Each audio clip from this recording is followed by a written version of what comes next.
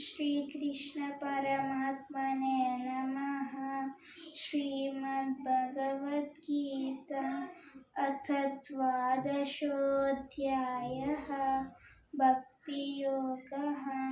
अर्जुन उवाच एवं सततयुक्ताये भक्तास्त्वां पर्युपासते ये चाप्यक्षरमव्यक्तं तेषां के योगवित्तमाः। श्रीभगवानुवाच मय्यावेश्य मनो ये मां नित्ययुक्ता उपासते श्रद्धया परयोपेताः ते मे युक्ततमा मताः। ये त्वक्षरमनिर्द्वेषम् अव्यक्तं पर्युपासते सर्वत्र गमचिन्त्यं च कूटस्थमचलं ध्रुवं सन्नियमेन्द्रियग्रामं सर्वत्र समबुद्धयः ते प्राप्नुवन्ति मामेव सर्वभूतहिते रताः।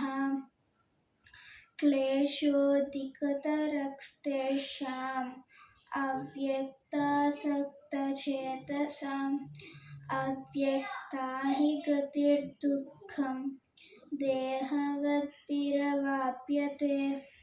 ये तु सर्वाणि कर्माणि मयि सन्न्यस्य मत्पराः अनन्येनैव योगेन मां ध्यायन्त उपासते तेषामहं समुद्धर्ता मृत्युसंसारसागरात् भवामि न चिरात् भर्ता। मय्यावेशितचेतसां मय्येव मन आधत्स्व मयि बुद्धिं निवेशय निवसिष्यसि मय्येव अथ ऊर्ध्वं न संशयः। अथ चित्तं समादातुं न शक्नोषि मयि स्थिरम् अभ्यासयोगेन ततः मामिच्छाप्तुं धनञ्जय। अभ्यासेऽप्यसमर्थोऽसि मत्कर्म परमो भव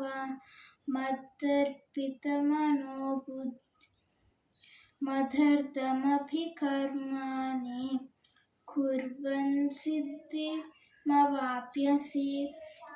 अदैतदप्यशक्तोऽसि कर्तुं मद्योगमाश्रितः सर्वकर्मफलत्यागं ततः कुरु यतात्मवान्। श्रेयो हि ज्ञानमभ्यासाच् ज्ञानाद् विशिष्यते ध्यानात् कर्मफलत्यागः त्यागच्चान्तिरनन्तरम् अद्वेष्टा सर्वभूतानां मैत्रः करुण एव च निर्ममो निरहङ्कारः समदुःखसुखः क्षमी सन्तुष्टः सततं योगी यतात्मा दृढनिश्चयः। मय्यर्पितमनो बुद्धिः यो मद्भक्तः स मे प्रियः। यस्मान्नो द्विजते लोकः लोकान्नो द्विजते च यः हर्षामर्षभयोद्वेगैः मुक्तो यः स च मे प्रियः। अनपेक्षाच्युचिर्दक्षः उदासीनो गतव्यतः सर्वारम्भपरित्यागी यो मद्भक्तः स मे प्रियः। यो न हृष्यति न द्वेष्टि न शोचति न काङ्क्षति शुभाशुभपरित्यागी भक्तिमान् ये स मे प्रियः समक्षत्रौ च मित्रे च तथा मानापमानयोः शीतोष्णसुखदुःखेषु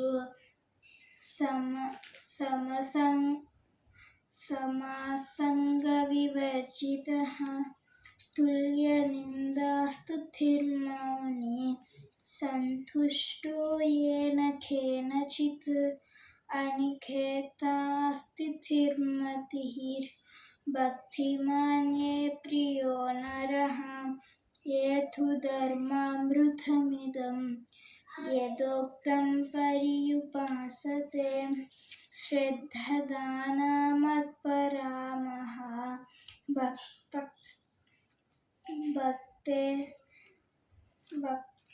भक्तास्तेतीव मे प्रियः ॐ तत्सदिति श्रीमद्भगवद्गीतासु उपनिषत्सु ब्रह्मविद्यायां योगशास्त्रे श्रीकृष्णार्जुनसंवादे भक्तियोगो नाम द्वादशोऽध्यायः।